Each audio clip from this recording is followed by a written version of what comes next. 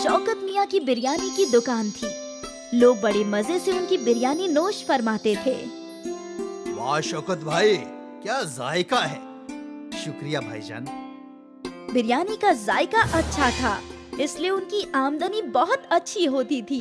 शौकत मियाँ हर महीने 20,000 रुपए अपनी अम्मी के हाथ में रख देते थे। बेटा, अब जब तुम्हारी आमदनी भी ठीक ठाक हो रही है, तो मैं सोच रही हूँ कि तुम्हारा निकाह करवा दूं। वैसे भी कब तक मैं तन्हा घर की और पूरे खानदान की जिम्मेदारियाँ उठाऊंगी।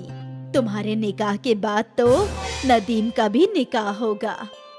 अरे अम्मी, मैं तो अभी भी बच्चा हूँ, आप कब भाईजान का ही निकाह करवाइए। ठीक है अम्मी, आपको जो लड़की पसंद हो वो मुझे मंजूर है। ये हुई ना बात, आपसे मुझे यही उम्मीद थी भाईजान। शौकत की अम्मी ने उसके लिए एक लड़की तलाश ली। सना तालीम याफ्ता थी और खाना भी जायकेदार बनाती थी। कुछ माह बाद शौकत और सना का निकाह हो गया और फिर सना ने घर की सारी जिम्मेदारियां संभाल ली। बेटा, तुम्हारे हाथों के खाने का जायका ही अलग है। हाँ भाभी जान, लेकिन बिरयानी में भाईजान का कोई हाथ नहीं पकड़ सकता। हाँ वो तो है। अब उसका तो तब इल्म होगा जब मैं उनके हाथों की बिरयानी खाऊंगी। भाईजान, आज सबके लिए बिरयानी ले आना। ठीक है, ले आऊंगा। शौकत की बिरयानी मशहूर थी। जब भी वो बिरयानी बनाया करता था, बिरयानी की खुशबू आसपास फैल जाती थी और लोग खींचे चले आते थे।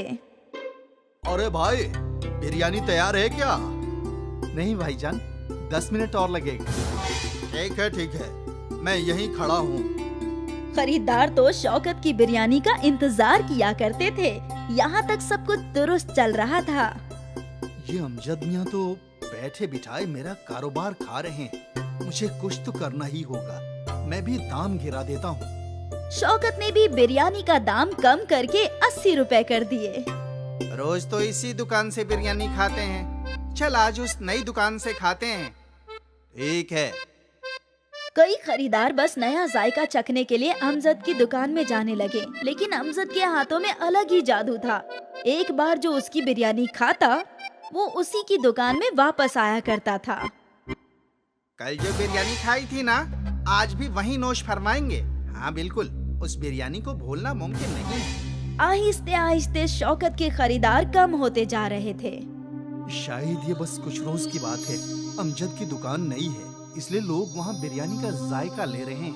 कुछ रोज बाद मेरे खरीदार लौट आएंगे। शौकत ने खुद को ये बात समझाने की कोशिश की, लेकिन कारोबार का नुकसान उसे परेशान कर रहा था। अब घर पर भी वो अक्सर फिक्र में ही रहा करता था। क्या हुआ शौकत, तू इतना परेशान क्यों है? अब क्या बताऊं अम्मी, मेरी दुकान के बगल में एक और बिरयानी की दुकान खुल गई है। आहिस्ते आहिस्ते मेरे सारे खरीदार वहीं जा रहे हैं। ऐसा चलता रहा तो एक रोज मुमकिन है दुकान बंद करने की ही नौबत आ जाए। ऐसा कुछ नहीं होगा बेटा, अल्लाह मालिक है। मुमकिन है ये सिर्फ कुछ ही रोज की बात हो। मैं भी यही दुआ कर रहा हूँ अम्मी। शौकत परेशान था और ये बात पूरे खानदान को बुरी लग रही थी। उस रात सना ने शौकत से पूरा माजरा पूछा। तो अगर दाम कम करने की वजह से खरीदार दूसरी दुकान में जा रहे हैं, तो क्यों ना हम भी दाम कम करके देखें? और कम कैसे कर पाएंगे बेगम? बिरयानी की एक प्लेट बनाने की लागत ही 50 रुपए प्लेट की है और हम 80 रुपए में फरोख्त कर रहे हैं। मतलब सिर्फ 30 रुपए का मुनाफा है। अगर ये भी कम कर दिया तो घर का खर्च कैसे चलेगा? तो क्या हम बिरयानी बनाने के लिए इस्तेमाल होने वाली चीजें सस्ती नहीं खरीद सकते? बिरयानी में सबसे महंगा चावल है। तकरीबन बासमती चावल कैसे सस्ते मिल सकते हैं? अब मैं बासमती चावल को सादे चावल के साथ बदल तो नहीं सकता ना। अगर हम बासमती चावल को किसी और चीज के साथ बदले तो? मतलब मैगी की बहुत सारी जायकेदार चीजें बनती है। अगर हम मैगी की बिरयानी बनाए तो हमारी लागत भी कम हो जाएगी। मैगी बिरयानी? ये पहली मर्तबा सुना है। आजकल अलग चीजें ही फरोख्त होती हैं। एक मर्तबा कोशिश करके तो देखते हैं। ठीक है, वैसे भी अभी कुछ चल नहीं रहा है तो वही कर लेते हैं। अगले रोज शौकत ने रोजाना की तरह बिरयानी बनाई और इस मर्तबा उसने बासमती चावल के बदले मैगी डाले। मैगी की बिरयानी जल्दी बन गई और उसकी लागत भी कम थी, इसलिए शौकत ने दाम भी 50 रुपए कर दिए। बाहर बड़ी सी तख्ती भी लगा दी, मैगी बिरयानी 50 रुपए। ये मैगी बिरयानी क्या होता है? मैगी का इल्म है और बिरयानी का भी इल्म है, लेकिन मैगी बिरयानी आज तक नहीं खाई। चल वही नोश फरमाते हैं। हाँ हाँ। मैगी बिरयानी का नाम पढ़कर कई ग्राहक उसकी बिरयानी खाने पहुँचे। वाह वाह, बहुत अच्छी है। ऐसी मैगी बिरयानी मैंने कभी नहीं खाई। वो इसलिए क्योंकि ये मैगी नहीं, मैगी बिरयानी है। वाह भाई, ऐसा जायका कहीं नहीं चखा। शुक्रिया भाईजान। लोग शौकत की बिरयानी को बेहद पसंद कर रहे थे। उस रोज शौकत की दुकान पर खरीदारों का हुजूम लगने लगा। भाई, मैगी की बिरयानी तो चावल की बिरयानी से भी लाजवाब है। आज से हम रोज मैगी बिरयानी ही खाएंगे। शौकत खुशी खुशी घर आया और उसने ये खुशी की बात अपनी बेगम को बताई और वो भी खुश थी। उस माह शौकत की बहुत अच्छी कमाई हुई थी। महीने के आखिर में शौकत ने अपनी अम्मी को 40,000 रुपए दिए। इतना? हाँ अम्मी, सना की मैगी बिरयानी की तरकीब काम कर गई। दुगनी आमदनी होने लगी है। एक मर्तबा फिर शौकत खुश रहने लगा। उसकी मुश्किलें हल हो गई क्योंकि उसकी आमदनी में इजाफा होने लगा। मैगी बिरयानी मशहूर हो गई। सुनील और आसिफ दो दोस्त थे। वो दोनों एक ही गांव में रहते थे और एक साथ बांस काटने जाया करते थे। हमें जंगल के नीचे की जानिब जाना चाहिए। वहाँ बहुत सारे बड़े बड़े बांस के दरख्त हैं, लेकिन वहाँ जाने के लिए हमें दरिया पार करना होगा। लेकिन अगर आते वक्त नदी में बहाव ज्यादा रहा तो हम लौटेंगे कैसे? हम तभी उस जानिब जाएंगे जब दरिया का बहाव कम हो और जल्दी जल्दी बांस काट कर लौट आएंगे। ज्यादा लंबे बांस से ज्यादा पैसे हासिल होंगे, वो सोचो। ये भी ठीक है, तो कल ही चलते हैं। अगले रोज से सुनील और आसिफ निचले जंगलों में पहुँचे। यहाँ कितने मोटे मोटे बांस हैं और लंबे भी। सौदागर इनके बहुत अच्छे दाम देंगे। हाँ। उम्दा बांस पाकर दोनों बेहद खुश थे। वे लोग उन बांसों को अपने गांव ले आए। बहुत खूब, बहुत अरसे बाद ऐसे बांस देखे हैं।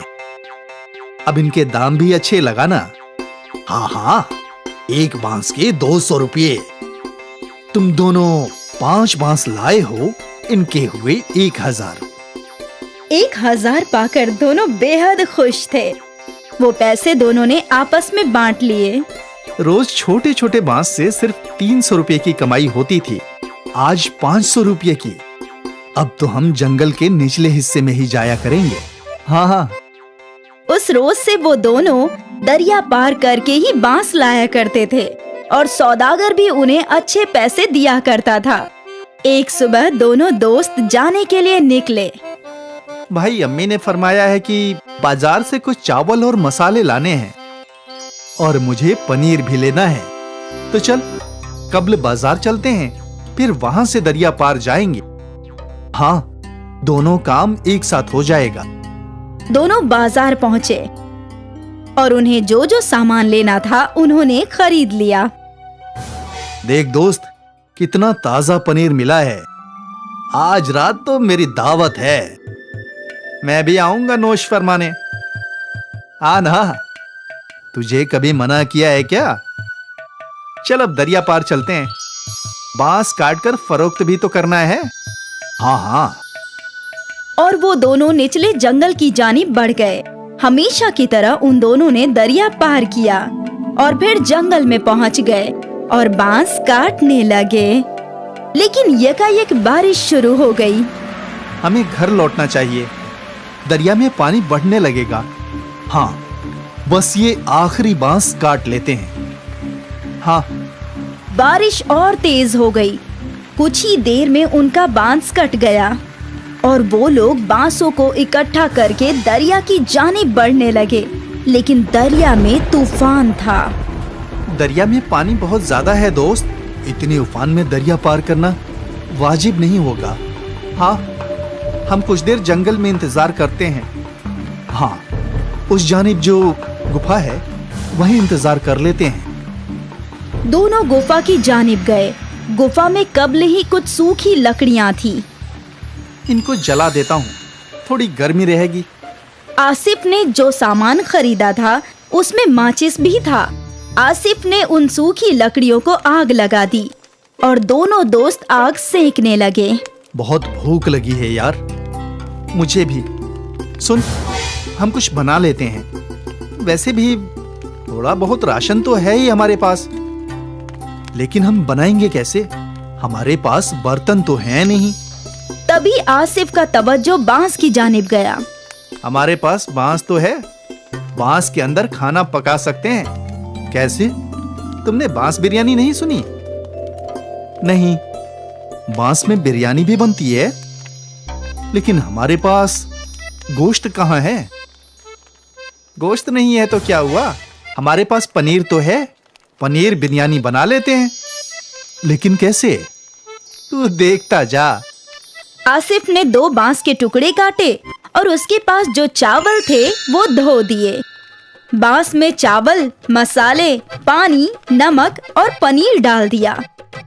फिर बांस के एक जानिब दरख्त के पत्तों को भरकर बांस को बंद कर दिया और फिर उन सबको अच्छे से हिलाकर जलती हुई आग में रख दिया। अब बस 20 मिनट में हमारी बांस बिरयानी तैयार हो जाएगी। देखते हैं। बांस आग में अच्छे से सिकने लगा और जब बांस पूरी तरह से जल गया तो बहुत ही मीठी मीठी खुशबू गुफा में फैल गई। मालूम होता है बिरयानी तैयार हो गई है दोस्त। आसिफ ने वो बांस बाहर निकाला और 2 केले के पत्ते लगा दिए और जैसे ही बांस थोड़े ठंडे हुए तो बिरयानी केले के पत्तों पर निकाल ली। दिखने में तो बहुत खूब लग रहा है। अब जैसी भी हो, भूख लगी है, खाते हैं। चल। दोनों ने बिरयानी चखी और दोनों मुतमईन हो गए और फिर दोनों बड़े मजे से बांस बिरयानी खाने लगे। भाई, तू तो ऐसी लाजवाब बांस बिरयानी बनाता है ना कि क्या बताऊं। शुक्रिया। तुझे तो ये बिरयानी फरोख्त करनी चाहिए दोस्त।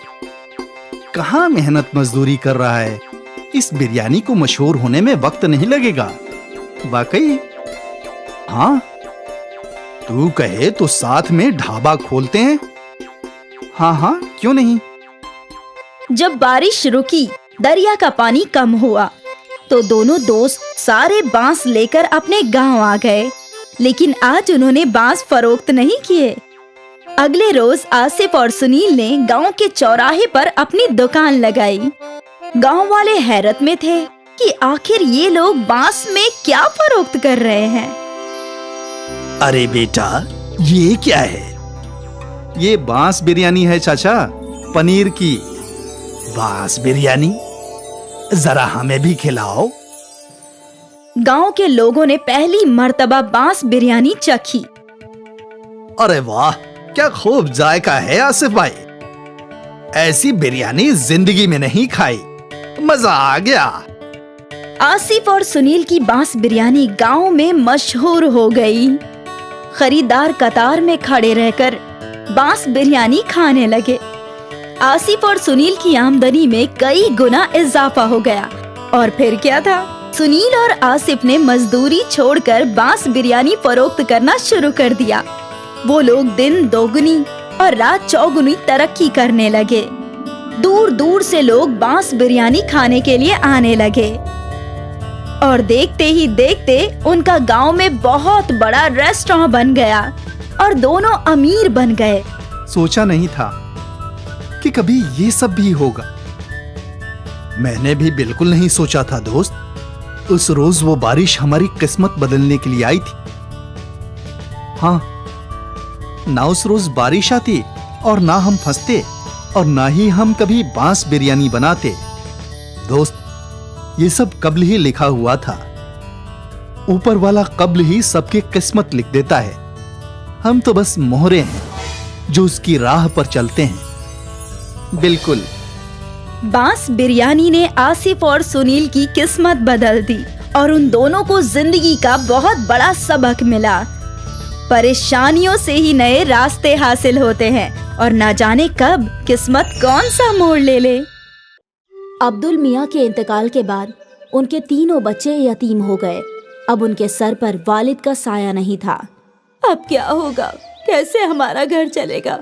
दो जवान बेटियों की शादी करनी है। या अल्लाह, कुछ तो रहम कर। अम्मी, अब हमें ही बाहर जाकर काम करना होगा। लेकिन तू क्या काम कर सकती है? मुझे तो बस एक ही काम अच्छे से आता है, खाना बनाना। क्यों ना हम एक बिरयानी सेंटर खोल ले? लेकिन उसमें तो बहुत पैसे लगेंगे आपा। पैसों की फिक्र मत करो, मेरे ये गहने कब काम आएंगे। और बस एक बार सब ठीक हो जाए तो तुम तीनों इसे मिलकर छुड़ा लेना। लेकिन अम्मी, अब्बा ने ये आपके लिए खरीदे थे। बेटा, मेरी पहली जिम्मेदारी तुम सब हो। जेवर का क्या है, वो तो वापस मिल ही जाएंगे। ठीक है। शिफा ने अपनी अम्मी के जेवर ले लिए और उन्हें गिरवी रखकर उसे 20,000 रुपए मिले। उन पैसों से उन लोगों ने एक छोटा सा ठेला खरीद लिया और तीनों भाई बहन मिलकर उस ठेले पर काम करने लगे। ले लो गर्मा गर्म बिरयानी, जायका ऐसा कि उंगलियां चाटते रह जाओगे। ले लो गर्मा गर्म बिरयानी। कई लोगों ने उनके ठेले की बिरयानी चखी और सभी को वो बिरयानी अच्छी लगी। वाह, क्या बिरयानी है! हमने कभी इतनी लजीज बिरयानी नहीं खाई। हाँ, बहुत अच्छी बिरयानी है।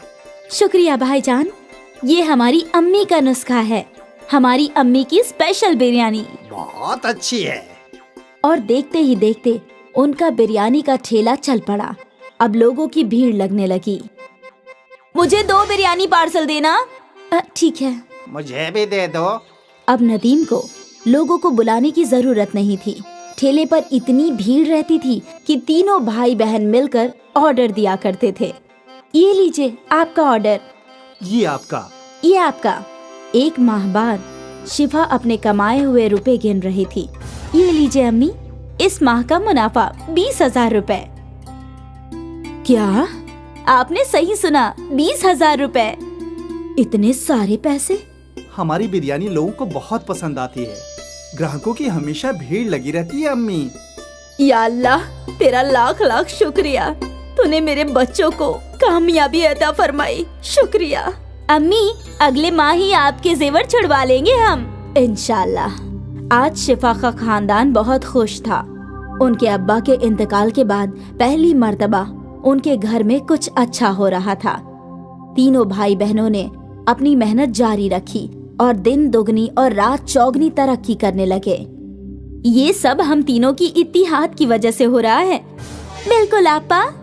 और हम हमेशा एक ही रहेंगे। हाँ, हमेशा। कुछ माह में तीनों ने ठेले से होटल बना लिया। नदीम काउंटर पर बैठा करता और शिफा और सना बिरयानी पकाया करती। नदीम भाई, वही जायका है, ठेले वाला। बिल्कुल, यही तो हमारी अम्मी का नुस्खा है।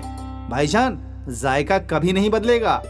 लोग अक्सर इनकी बिरयानी के जायके की तारीफ किया करते थे।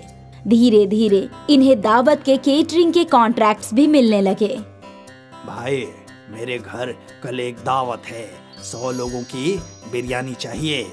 जी बिल्कुल, मिलेगी ना, लेकिन वही जायका चाहिए जैसा हम यहाँ खाते हैं। बिल्कुल वही जायका रहेगा। आप बेफिक्र होकर ऑर्डर दे जाइए। तीनों भाई बहन बहुत खुश थे कि उनका कारोबार बड़ा होता जा रहा था। फिर एक दिन क्या हुआ, ये ऑर्डर अब तक गया नहीं। वो कादरी साहब के घर निकाह था, लेकिन किसी वजह से वो निकाह टूट गया, तो अब ये खाना नहीं जाएगा। या अल्लाह, बहुत बुरा हुआ। तुम एक काम करो, ये खाना गरीबों को खिला दो, कम से कम कादरी साहब को दुआ मिलेगी। ठीक है आपा। अपनी बड़ी बहन के कहने पर नदीम ने सारी बिरयानी फकीरों में बांट दी, लेकिन उसका मन नहीं था। जब वो होटल लौटा तो सना वहीं थी। आपा कहाँ है? वो तो घर गई है। मुझे समझ में नहीं आ रहा कि आपा ने इतनी सारी बिरयानी गरीबों में बांटने को क्यों कहा। क्या बोल रहे हो तुम? सना आपा, आज कादरी साहब के घर पर निकाह था, तो उन्होंने 300 लोगों की बिरयानी ऑर्डर की थी, लेकिन किसी वजह से उनके घर का निकाह टूट गया, तो बिरयानी बच गई थी। मैं सोच रहा था कि हम वो बिरयानी बेच देंगे, लेकिन आपा ने बोला कि सारी बिरयानी गरीबों में बांट दो। ये तो सही फैसला नहीं हुआ। हम उस बिरयानी से भी कमा सकते थे ना आपा। हाँ बिल्कुल, हमारी आपा बहुत नेक दिल हैं, इसलिए उन्होंने सोचा होगा कि जब हमें बिरयानी के पैसे मिल गए हैं तो क्यों ना बिरयानी गरीबों में बांट दी जाए, और उन्हें दुगने मुनाफे का ख्याल आया ही नहीं होगा। हो सकता है। तभी शिफा वहाँ आई और सना और नदीम ने अपनी गुफ्तगू बंद कर दी। सारी बिरयानी गरीबों में बांट दी ना? हाँ हाँ बिल्कुल। कम से कम कादरी साहब को दुआएं मिले, अभी उन्हें दुआओं की खास जरूरत है। जी। सना और नदीम अपनी बड़ी बहन के फैसले से मुत्ताफिक नहीं थे। खैर, उनका कारोबार चलता रहा, उन्हें और भी बड़े बड़े ऑर्डर्स मिले, उनका होटल भी अच्छा चल रहा था। फिर कुछ माह बाद एक और ऑर्डर कैंसिल हो गया। नदीम, अंसारी जी का ऑर्डर कैंसिल हो गया है, तुम ये सारी बिरयानी गरीबों में बांट दो। ठीक है आपा। नदीम ने हाँ तो बोल दिया, लेकिन उसका मन नहीं था। बड़ी बहन के घर जाने के बाद सना और नदीम बातें करने लगे। क्या हम ये बिरयानी बेच नहीं सकते? अभी तो रात के 10 बज गए हैं, अब शायद ही ग्राहक आएंगे। एक काम करते हैं, इसे अंदर रख देते हैं, कल पहले यही बिक जाएगा। हाँ हाँ, ये सही होगा। दोनों भाई बहन ने मिलकर वो बिरयानी छुपा दी। अगले दिन उन लोगों ने पहले वही बिरयानी बेची और वो दोनों बेहद खुश थे कि मुनाफा दुगना हो रहा है, और शिफा इस बात से बेखबर थी। फिर क्या था, जब भी कोई ऑर्डर कैंसिल होता, अगले दिन वो बिरयानी सना और नदीम होटल में बेचा करते थे। ये सिलसिला काफी महीनों तक चलता रहा। एक दिन ये बासी बिरयानी एक रेगुलर कस्टमर के प्लेट में आई। नदीम भाई, कुछ तो गड़बड़ है, बिरयानी में वो जायका नहीं है। ऐसा कैसे हो सकता है भाईजान? हम तो हमेशा से वैसे ही बिरयानी बना रहे हैं। ठीक है। धीरे धीरे सारे कस्टमर्स को बिरयानी की गड़बड़ समझ आने लगी और उन्हें वो जायका पसंद नहीं आ रहा था। यकायक उनके होटल में ग्राहक कम हो गए। तभी शिफा सोच में डूब गई। यकायक ऐसा क्या हो गया? हमारे ग्राहक टूट क्यों रहे हैं? ऐसा चलता रहा तो कैसे चलेगा? नदीम को अपनी गलती समझ आई। वो अपनी आपा के सामने रोने लगा। मेरी गलती है, मैंने और सना आपा ने बासी बिरयानी ग्राहकों को खिलाई। क्या? नदीम ने अपनी आपा के सामने सारी गलती कबूल की। ये तूने क्या कर दिया? ज्यादा मुनाफा कमाने के चक्कर में धंधा ही तोड़ दिया। अब हम कैसे ग्राहकों को वापस लाएंगे? हमें माफ कर दीजिए आपा। हमें इल्म नहीं था कि ऐसा कुछ हो जाएगा। तुम्हारे लालच ने सब कुछ बर्बाद कर दिया। तीनों सोचने लगे कि अब वो लोग क्या कर सकते हैं, और फिर अगले दिन शिफा को एक तरकीब सूझी। शिफा ने एक तख्ती लिखवाई, हमें माफ कर दीजिए, हमारी गलती की वजह से आपको बासी बिरयानी खानी पड़ी, हम शर्मिंदा हैं, इसलिए अगले 1 हफ्ते तक हम सबको मुफ्त में बिरयानी खिलाएंगे। ये तख्ती शिफा ने होटल के बाहर लगा दिया। कस्टमर्स ने तख्ती पढ़ी और वो मुफ्त की बिरयानी खाने होटल आ गए, और एक बार फिर उन्हें ताज़ी बिरयानी का जायका पसंद आने लगा। ये तो बिल्कुल पहले जैसी है। हाँ हाँ, मजा आ गया। भले ही उनको 1 हफ्ते मुफ्त की बिरयानी खिलानी पड़ी, लेकिन उनकी मुश्किल का हल निकल गया। उनके ग्राहक लौट आए और सना और नदीम को समझ में आ गया कि लालच बुरी बला है। एक बार फिर अम्मी की बिरयानी चल पड़ी। किशन एक मुफलिस किसान था। उसके 2 बेटे थे, राघव और सुरेश। राघव सुस्त और निकम्मा था, लेकिन सुरेश उतना ही मेहनती था। वो मेहनत पर यकीन करता था। एक रोज की बात है। राघव, तुम पूरे दिन सोते ही रहते हो, कोई काम धंधा नहीं करते। जब देखो मैं तुम्हें सोता हुआ ही देखता हूँ। तुमने थोड़ा बहुत खाया तो खाया, नहीं तो तुम्हें खाने तक की फिक्र नहीं होती। बस सोने को बोल दो जितना भी। क्या है अब्बू जान, अभी तो मैं इतना अच्छा ख्वाब देख रहा था, बस मैं बादशाह बनने ही वाला था। इतने में आपने मुझे जगा दिया।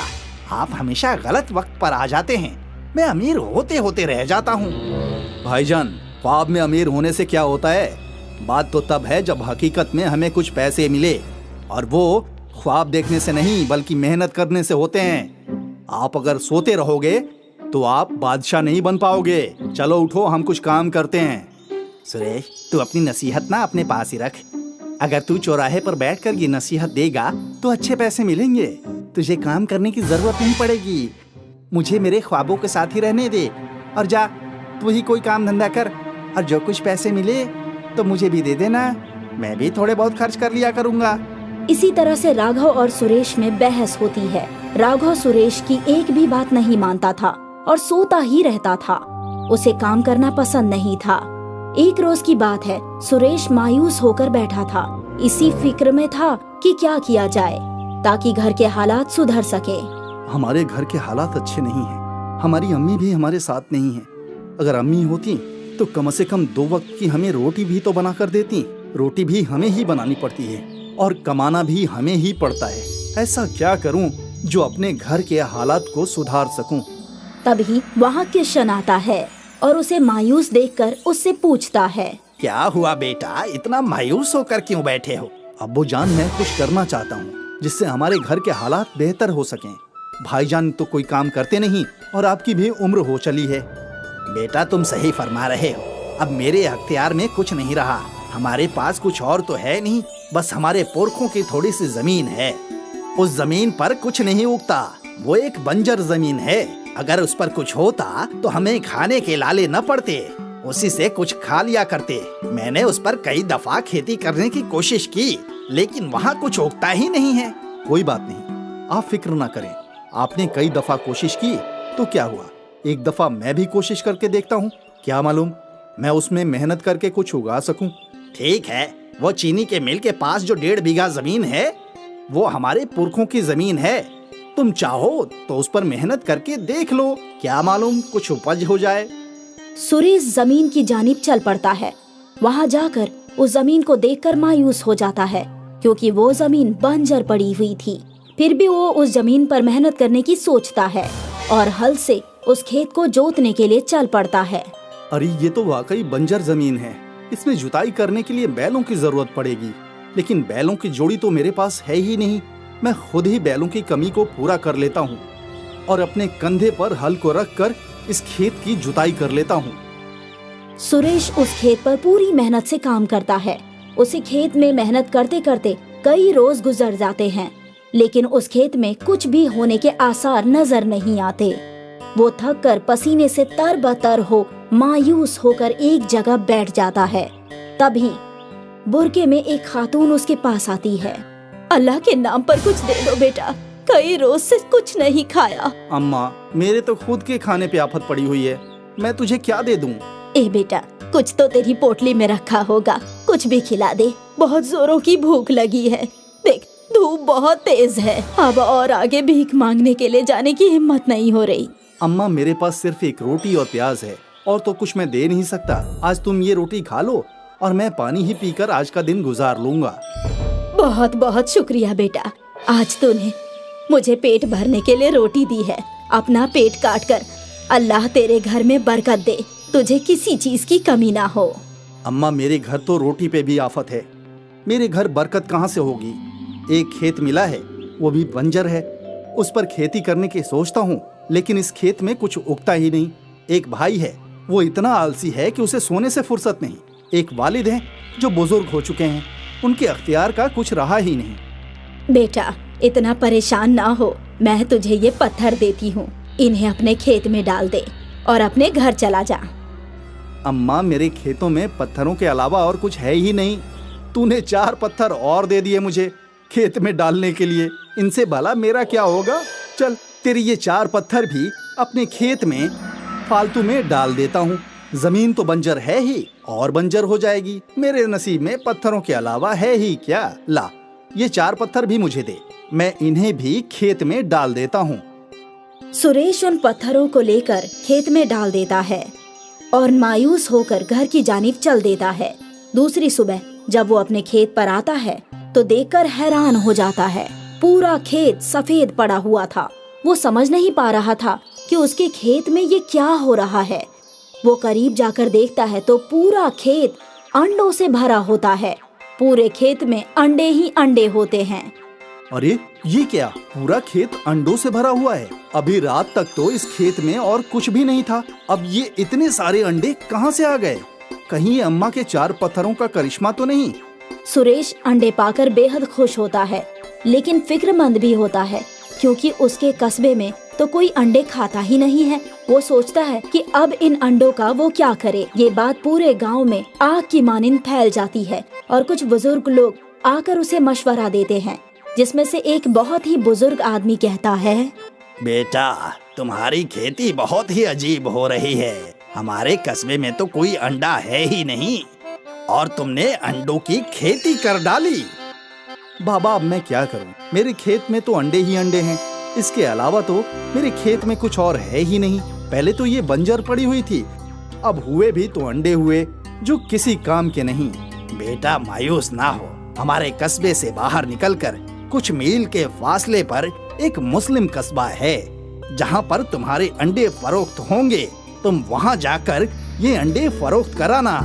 सुरेश को ये तरकीब बहुत अच्छी लगती है। वो सारे अंडों को एक ट्रक में भरकर करीब के गांव में फरोख्त करने जाता है, जहां उसके अंडे हाथों हाथ बिक जाते हैं और सब उसके पास से ही अंडे खरीदना चाहते हैं। अब सुरेश अंडे वाले के नाम से फेमस और अमीर हो जाता है। किशन एक मुफलिस किसान था। उसके 2 बेटे थे, राघव और सुरेश। राघव सुस्त और निकम्मा था, लेकिन सुरेश उतना ही मेहनती था। वो मेहनत पर यकीन करता था। एक रोज की बात है, राघव, तुम पूरे दिन सोते ही रहते हो, कोई काम धंधा नहीं करते। जब देखो मैं तुम्हें सोता हुआ ही देखता हूँ। तुमने थोड़ा बहुत खाया तो खाया, नहीं तो तुम्हें खाने तक की फिक्र नहीं होती। बस सोने को बोल दो जितना भी। क्या है अब्बू जान, अभी तो मैं इतना अच्छा ख्वाब देख रहा था। बस मैं बादशाह बनने ही वाला था। इतने में आपने मुझे जगा दिया। आप हमेशा गलत वक्त पर आ जाते हैं। मैं अमीर होते होते रह जाता हूँ। भाईजान, ख्वाब में अमीर होने से क्या होता है? बात तो तब है जब हकीकत में हमें कुछ पैसे मिले, और वो ख्वाब देखने से नहीं बल्कि मेहनत करने से होते हैं। आप अगर सोते रहोगे तो आप बादशाह नहीं बन पाओगे। चलो उठो, हम कुछ काम करते हैं। सुरेश, तू अपनी नसीहत ना अपने पास ही रख। अगर तू चौराहे पर बैठकर ये नसीहत देगा तो अच्छे पैसे मिलेंगे। तुझे काम करने की जरूरत नहीं पड़ेगी। मुझे मेरे ख्वाबों के साथ ही रहने दे और जा तू ही कोई काम धंधा कर, और जो कुछ पैसे मिले तो मुझे भी दे देना। मैं भी थोड़े बहुत खर्च कर लिया करूँगा। इसी तरह से राघव और सुरेश में बहस होती है। राघव सुरेश की एक भी बात नहीं मानता था और सोता ही रहता था। उसे काम करना पसंद नहीं था। एक रोज की बात है, सुरेश मायूस होकर बैठा था। इसी फिक्र में था कि क्या किया जाए ताकि घर के हालात सुधर सके। हमारे घर के हालात अच्छे नहीं हैं। हमारी अम्मी भी हमारे साथ नहीं है। अगर अम्मी होती तो कम से कम 2 वक्त की हमें रोटी भी तो बना कर देती। रोटी भी हमें ही बनानी पड़ती है और कमाना भी हमें ही पड़ता है। ऐसा क्या करूं जो अपने घर के हालात को सुधार सकूं? तभी वहाँ किशन आता है और उसे मायूस देखकर उससे पूछता है, क्या हुआ बेटा, इतना मायूस होकर क्यों बैठे हो? अब्बू जान, मैं कुछ करना चाहता हूँ जिससे हमारे घर के हालात बेहतर हो सकें। भाईजान तो कोई काम करते नहीं और आपकी भी उम्र हो चली है। बेटा, तुम सही फरमा रहे हो। अब मेरे अख्तियार में कुछ नहीं रहा। हमारे पास कुछ और तो है नहीं, बस हमारे पुरखों की थोड़ी सी जमीन है। उस जमीन पर कुछ नहीं उगता। वो एक बंजर जमीन है। अगर उस पर कुछ होता तो हमें खाने के लाले न पड़ते, उसी से कुछ खा लिया करते। मैंने उस पर कई दफा खेती करने की कोशिश की, लेकिन वहाँ कुछ उगता ही नहीं है। कोई बात नहीं, आप फिक्र ना करें। आपने कई दफा कोशिश की तो क्या हुआ, एक दफा मैं भी कोशिश करके देखता हूँ। क्या मालूम मैं उसमें मेहनत करके कुछ उगा सकूं। ठीक है, वो चीनी के मिल के पास जो 1.5 बीघा जमीन है वो हमारे पुरखों की जमीन है। तुम चाहो तो उस पर मेहनत करके देख लो, क्या मालूम कुछ उपज हो जाए। सुरेश जमीन की जानिब चल पड़ता है। वहाँ जाकर उस जमीन को देखकर मायूस हो जाता है, क्योंकि वो जमीन बंजर पड़ी हुई थी। फिर भी वो उस जमीन पर मेहनत करने की सोचता है और हल से उस खेत को जोतने के लिए चल पड़ता है। अरे ये तो वाकई बंजर जमीन है। इसमें जुताई करने के लिए बैलों की जरूरत पड़ेगी, लेकिन बैलों की जोड़ी तो मेरे पास है ही नहीं। मैं खुद ही बैलों की कमी को पूरा कर लेता हूँ और अपने कंधे पर हल को रखकर इस खेत की जुताई कर लेता हूँ। सुरेश उस खेत पर पूरी मेहनत से काम करता है। उसे खेत में मेहनत करते करते कई रोज गुजर जाते हैं, लेकिन उस खेत में कुछ भी होने के आसार नजर नहीं आते। वो थक कर पसीने से तरबतर हो मायूस होकर एक जगह बैठ जाता है। तभी बुरके में एक खातून उसके पास आती है।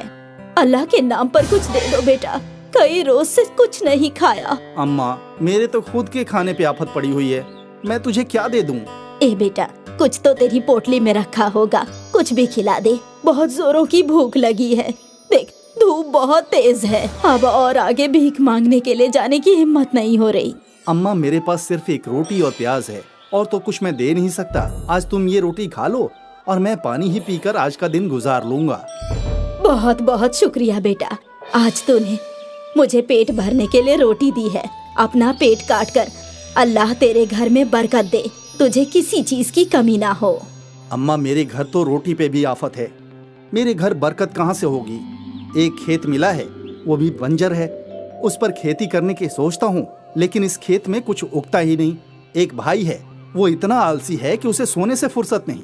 एक वालिद हैं जो बुजुर्ग हो चुके हैं, उनके अख्तियार का कुछ रहा ही नहीं। बेटा, इतना परेशान ना हो, मैं तुझे ये पत्थर देती हूँ, इन्हें अपने खेत में डाल दे और अपने घर चला जा। अम्मा, मेरे खेतों में पत्थरों के अलावा और कुछ है ही नहीं। तूने 4 पत्थर और दे दिए मुझे खेत में डालने के लिए, इनसे भला मेरा क्या होगा? चल, तेरी ये 4 पत्थर भी अपने खेत में फालतू में डाल देता हूँ। जमीन तो बंजर है ही, और बंजर हो जाएगी। मेरे नसीब में पत्थरों के अलावा है ही क्या? ला, ये 4 पत्थर भी मुझे दे, मैं इन्हें भी खेत में डाल देता हूँ। सुरेश उन पत्थरों को लेकर खेत में डाल देता है और मायूस होकर घर की जानिब चल देता है। दूसरी सुबह जब वो अपने खेत पर आता है तो देखकर हैरान हो जाता है। पूरा खेत सफेद पड़ा हुआ था। वो समझ नहीं पा रहा था कि उसके खेत में ये क्या हो रहा है। वो करीब जाकर देखता है तो पूरा खेत अंडों से भरा होता है। पूरे खेत में अंडे ही अंडे होते हैं। अरे, ये क्या? पूरा खेत अंडों से भरा हुआ है। अभी रात तक तो इस खेत में और कुछ भी नहीं था, अब ये इतने सारे अंडे कहाँ से आ गए? कहीं ये अम्मा के 4 पत्थरों का करिश्मा तो नहीं? सुरेश अंडे पाकर बेहद खुश होता है, लेकिन फिक्रमंद भी होता है, क्योंकि उसके कस्बे में तो कोई अंडे खाता ही नहीं है। वो सोचता है कि अब इन अंडों का वो क्या करे। ये बात पूरे गांव में आग की मानिंद फैल जाती है और कुछ बुजुर्ग लोग आकर उसे मशवरा देते हैं, जिसमें से एक बहुत ही बुजुर्ग आदमी कहता है, बेटा, तुम्हारी खेती बहुत ही अजीब हो रही है। हमारे कस्बे में तो कोई अंडा है ही नहीं और तुमने अंडों की खेती कर डाली। बाबा, अब मैं क्या करूं? मेरे खेत में तो अंडे ही अंडे हैं, इसके अलावा तो मेरे खेत में कुछ और है ही नहीं। पहले तो ये बंजर पड़ी हुई थी, अब हुए भी तो अंडे हुए जो किसी काम के नहीं। बेटा, मायूस ना हो, हमारे कस्बे से बाहर निकलकर कुछ मील के फासले पर एक मुस्लिम कस्बा है, जहाँ पर तुम्हारे अंडे फरोख्त होंगे। तुम वहाँ जाकर ये अंडे फरोख्त कराना। सुरेश को ये तरकीब बहुत अच्छी लगती है। वो सारे अंडों को एक ट्रक में भरकर करीब के गांव में फरोख्त करने जाता है, जहां उसके अंडे हाथों हाथ बिक जाते हैं और सब उसके पास से ही अंडे खरीदना चाहते हैं। अब सुरेश अंडे वाले के नाम से फेमस और अमीर हो जाता है। मुंबई शहर के भीड़ भाड़ वाले इलाके में शांता की इडली का स्टॉल था। सालों से शांता इस इडली स्टॉल को चलाकर अपना और अपनी बेटी का गुजारा कर रही थी। अब तो उसकी बेटी रानी भी बड़ी हो चुकी थी और अब माँ बेटी मिलकर इडली फरोख्त किया करते थे। मैडम, एक प्लेट इडली देना, सांभर थोड़ा ज्यादा डालना। हाँ? जी शांता बाजी, मुझे भी एक प्लेट इडली दीजिए। आपकी प्लेट पहले से तैयार है। हर दिन आप मेरी प्लेट पहले से ही तैयार कैसे रखती हैं? मैं दूर से ही आपको देख लेती हूँ। अब तो इतने साल हो गए हैं कि मुझे पता होता है कि आप कब आएंगी। अच्छी बात है, आपकी इडली खाकर मेरा पेट इतना भर जाता है कि रात तक भूख ही नहीं लगती और मैं दिन भर लोगों के घर में काम आराम से कर लेती हूँ। अच्छी बात है। शांता अपने हर पुराने ग्राहक को बांध कर रखती थी। वो सबसे अच्छे से बात करती थी और सभी लोगों को उसकी इडली बेहद पसंद थी। फिर एकाएक उसकी स्टॉल के बगल में 2 और स्टॉल खुल गए। एक स्टॉल में पकौड़े बिकते थे और एक स्टॉल में सैंडविच। इन दोनों को भी यही स्टॉल लगाना था। मुंबई शहर में स्टॉल लगाने को जगह मिल जाए यही बड़ी बात है। इन दोनों को भी मिल गई और उन्होंने अपना अपना धंधा खोल दिया ना। अच्छी बात ये है कि किसी ने इडली का स्टॉल नहीं खोला। पर अम्मी, इनकी वजह से हमारे ग्राहक भी इनके स्टॉल पर चले जा रहे हैं। ऐसा नहीं है, ग्राहक बस अपने मन की करते हैं। अगर आज उन्हें मन इडली खाने का है तो वो इडली ही खाएंगे, पर अगर उन्हें पकौड़े खाने हैं तो वो इडली नहीं खाएंगे, समझी? पर जब ये पकौड़े वाला और सैंडविच वाला नहीं था तो हमारा कारोबार कितना अच्छा चल रहा था ना माँ। अब भी अच्छा चलेगा। हमें कुछ नया करने की जरूरत है बेटा। आजकल नौजवानों को वैसे भी इडली ज्यादा पसंद नहीं है। हमें कुछ ऐसी चीज ढूंढनी होगी जो नौजवानों को पसंद आए। अम्मी, मैगी बेचते हैं, वो तो बगल वाली गली में बिकती ही है। क्यों बेफिजूल में उस गरीब का धंधा छीनना है हमें? पर अम्मी, मैगी से ज्यादा कोई चीज नहीं बिकती। कुछ ना कुछ तो होगी ही, या ऐसा कुछ जिससे हम साधारण इडली को कुछ नया कर दें। वेजिटेबल इडली, रवा इडली, ये सब तो हम बेचते ही हैं अम्मी। इसके अलावा क्या कर सकते हैं? तुमने अभी अभी कहा ना मैगी बहुत चलती है, तो क्यों ना हम मैगी को इडली में मिला दें? मतलब मैगी इडली? हाँ, वजह फरमाया। पता नहीं जायका कैसा होगा, पर सोचकर तो अच्छा लग रहा है। एक बार बना कर देखते हैं अम्मी। ठीक है।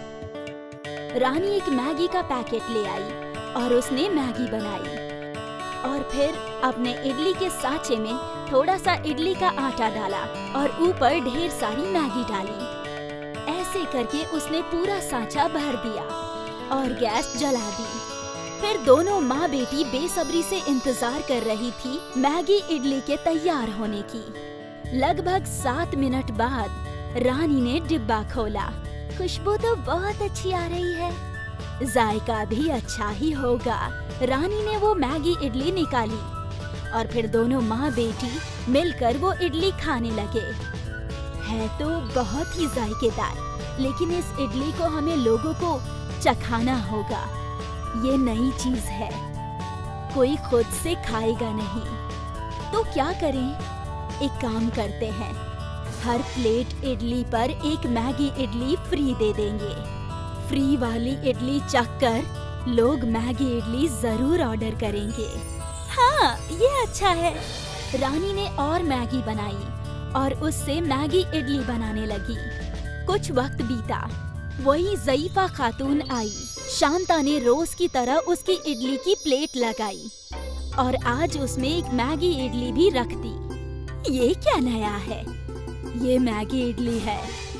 आज हम ये हर प्लेट में एक इडली फ्री दे रहे हैं। अच्छा है, अच्छा है। उस ज़ईफा खातून ने मैगी इडली खाई और उसे वो पसंद आई। वाह, ये तो अलग है और जायकेदार भी। कुछ और लोगों ने इडली ऑर्डर की और सभी के प्लेट में एक एक मैगी इडली फ्री में डाल दी गई। ये नई इडली तो कमाल है चाची जान। मैगी इडली तो मैं हर रोज खा सकती हूँ। शांता सही थी। नौजवानों को मैगी इडली बहुत पसंद आ रही थी। मुझे एक प्लेट और मैगी इडली देना चाची जान। मुझे भी। मैगी इडली के ऑर्डर्स आने लगे। रानी खुशी खुशी मैगी इडली बनाने लगी। सभी लोगों को ये नई प्रकार की इडली बहुत पसंद आ रही थी। बच्चों से लेकर बुजुर्गों तक सभी लोग मैगी इडली खाने आ रहे थे। शाम तक शांता के स्टॉल के बाहर ग्राहकों का हुजूम लग गया।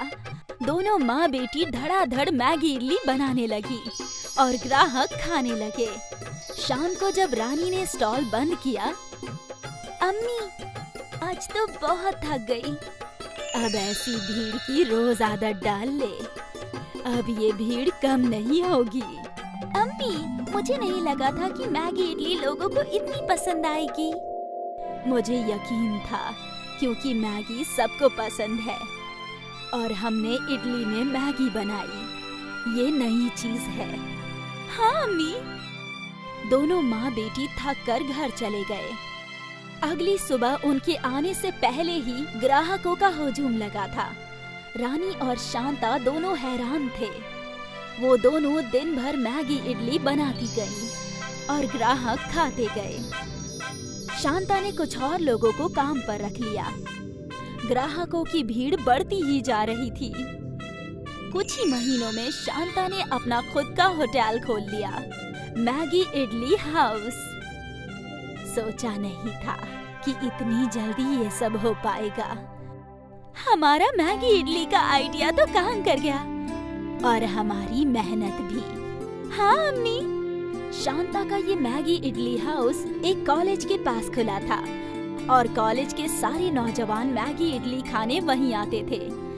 शांता और रानी दिन दोगुनी रात चौगुनी तरक्की कर रहे थे। 1 साल बाद शांता ने रानी की शादी बड़े ही धूमधाम से की। शांता ने रानी को बड़ा घर और सारी चीजें दी जो वो बचपन से उसे देना चाहती थी। आज शांता खुश थी।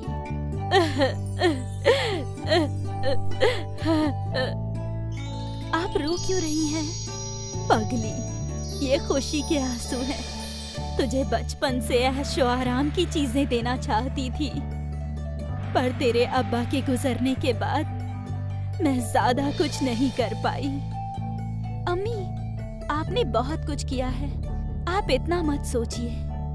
और आखिरकार मैगी इडली की वजह से शांता और रानी को उनकी खुशियां मिल ही गई।